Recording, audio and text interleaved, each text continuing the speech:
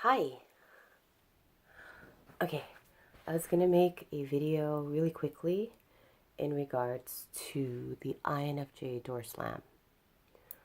Um, I guess it depends on your perception and your understanding of it, but I think it can seem pretty harsh when an INFJ door slams you or ices you out. However, you have to take into the consideration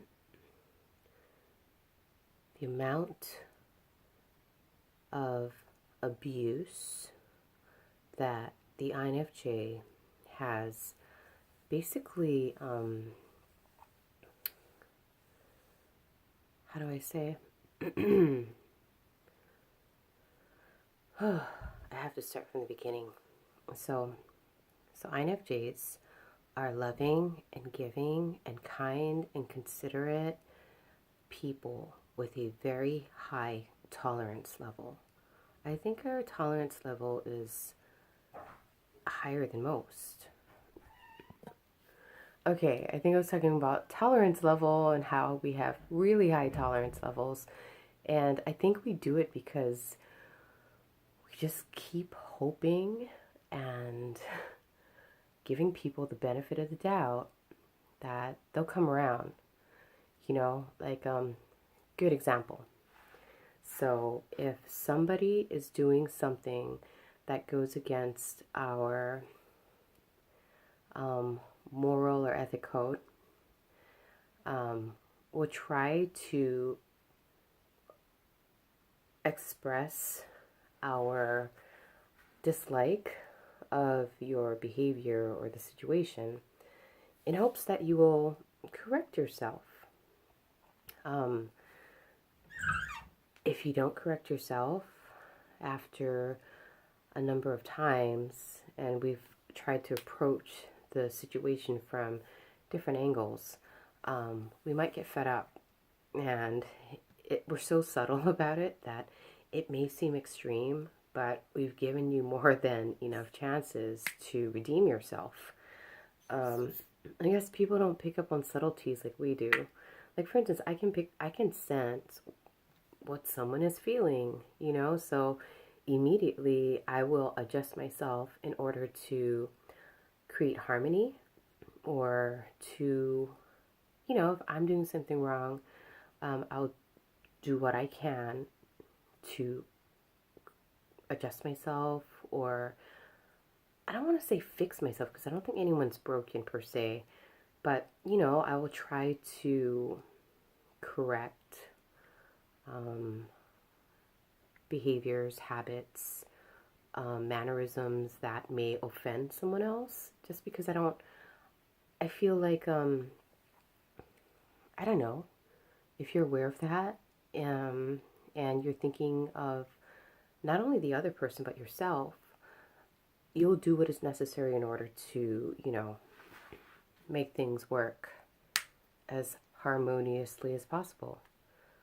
I cannot stress how much harmony is important to me. Like, I don't like conflict. I mean, obviously, if it enters my realm, I will deal with it in one of two ways. One, I will face it head on. Two, I will disappear. It just depends on the other participant. Like, if the other participant is immature and can't talk it out, to resolve it, then I'm going to disappear because I don't feel like exerting any energy or time, or all of my efforts to resolve something will be thwarted based on the other person's level of maturity.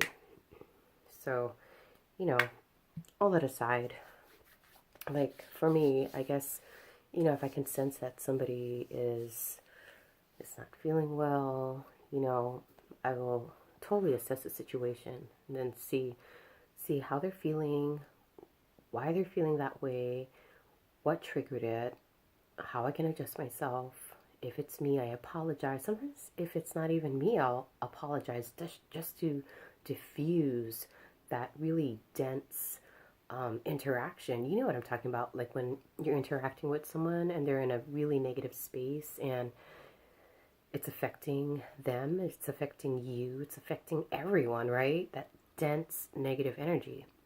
So I'll do what I can to, I don't know, kind of like lessen the strain. But then after so many attempts, it becomes draining for me.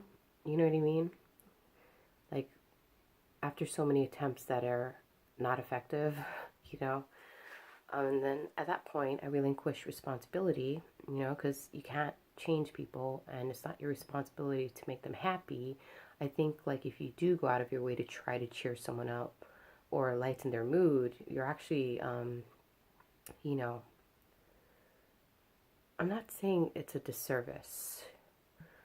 The opposite of disservice. You're like, you know, doing what you feel is right in the moment. And but then you have to have boundaries. Like if you don't have boundaries, then I just feel like you could totally just exhaust yourself, you know, overextend yourself. And at that point, you're like kind of interfering or impeding upon the other person's energy. You know what I mean? Because you're trying to like play play doctor and fix them or heal them when they don't want to be fixed or healed. You know, sometimes people need to be left alone so that they can process their own stuff so that they can, you know, kind of clear it out of their system and then they can become like, you know, grounded and balanced and aligned again. Anyhow, yeah.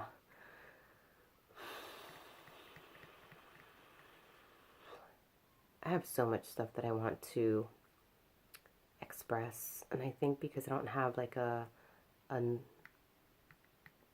an outlet that I can refer to on a regular basis, when I do outlet, it just comes out all jumbly and wild and weird and not composed. I would prefer it to be calm and composed, but yeah, I just have like a lot of thoughts and energy and emotions running through me simultaneously so that it comes out like this.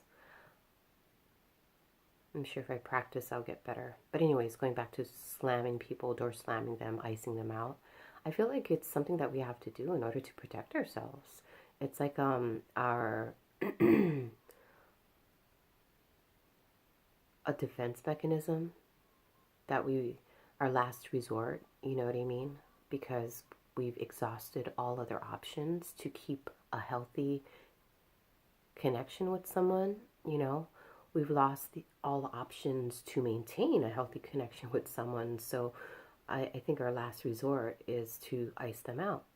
Um, you know, because we notice that this person is harming us, you know, on a, it could be a physical basis. Yeah, actually it is because it's all connected, right? So maybe it's more subtle, like mental, emotional, but then it affects our physical as well. And then, you know what I mean? Like it just, it just becomes so tiring and draining, and like we can only like take so much, and then you know it just feels like an attack upon our being. I mean, I don't know how else to explain that. And then, you know, we may seem quiet and shy and reserved and maybe even passive, you know, like, oh, you know, we just kind of go with the flow. But internally, we're assessing a lot of stuff all the time. And so, like, you know what I mean? Like, we literally exhaust all options before we resort to the door slam. Because, like I said, we give people the benefit of the doubt, you know? We all, like, hope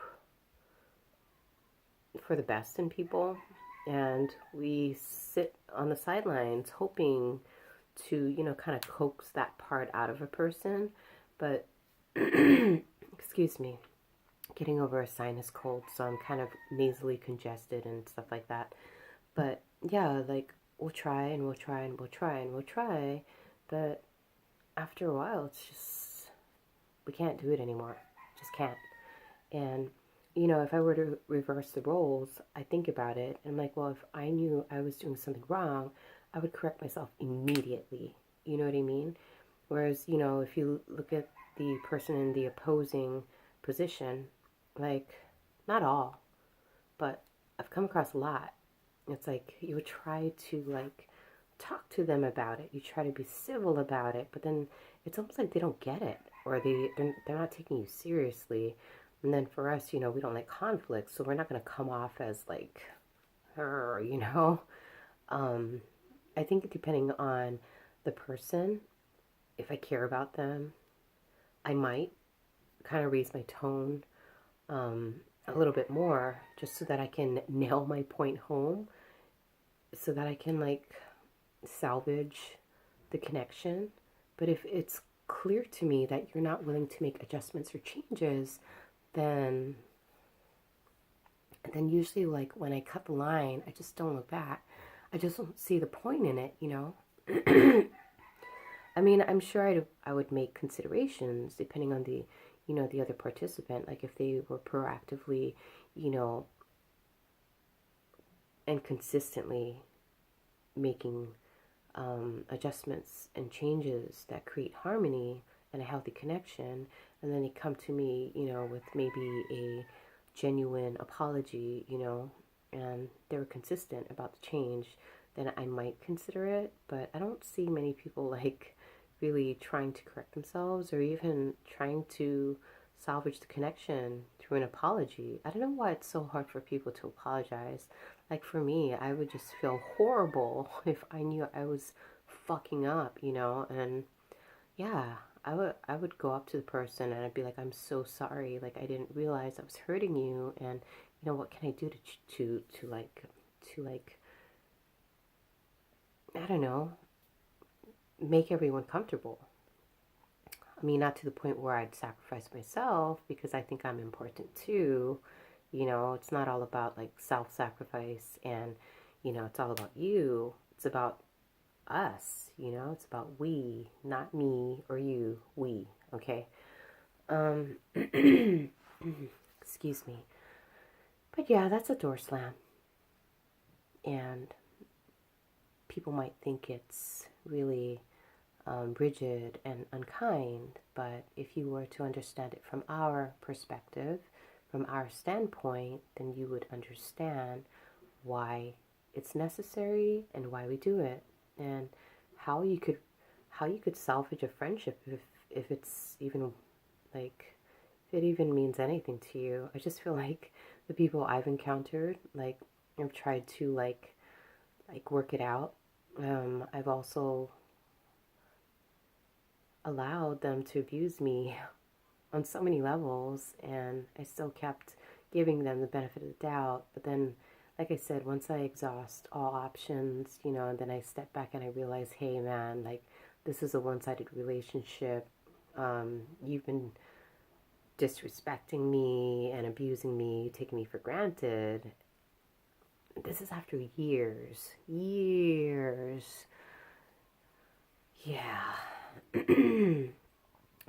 Cut it.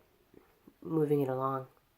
And I don't look back, because I just feel like I've put forth so much effort and energy already. Like I don't really feel the need to go back there. I feel like maybe the lesson is learned. We've come to or like whatever the relationship was about has played itself out. Because I feel like everybody comes into your experience to teach you something, right? So once a lesson is learned, then moving it along. I don't feel the need to look back. I always look forward, and I feel like whenever you lose one person, it creates space for someone better to enter, you know what I mean? And I think everything is so cyclical. Like I think like we are under this illusion that things are meant to last forever, and although I'd like to believe that, so far, like from my personal experience, I don't believe that to be true. So yeah, just cherish the people you have now, and when it's time to let go as graciously as possible. Anyhow, it's going to 15 minutes. I'm going to end it. Blessings to one and all, the big and small, the seen and unseen, everything, everyone, everywhere. Amen.